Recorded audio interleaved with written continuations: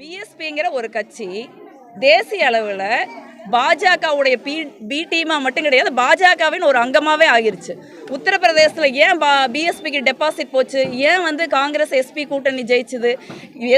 பிஎஸ்பியை பொறுத்த வரைக்கும் அவங்க ஒரு பிஜேபி, அவங்க ஒருபோதும் இனிமேல் பிஎஸ்பி கிடையாது. அந்த பிஜேபியில் அதிகாரப்பூர்வமாக அவங்க இணையிலையோடைய அவங்க பிஜேபியோட தான் இருக்காங்க. ஒரு பிஜேபியோட இருக்கிற ஒருத்தருக்கு ஒரு தமிழ்நாடு காங்கிரஸ் கமிட்டியின் தலைவர் வந்து ஒரு சிறப்பாக செயல்பட்டால், ஒரு சிறப்பாக செயல்படக்கூடிய தலைவர் இருக்கக்கூடாதுன்னு தான் பாஜக நினைப்பாங்க.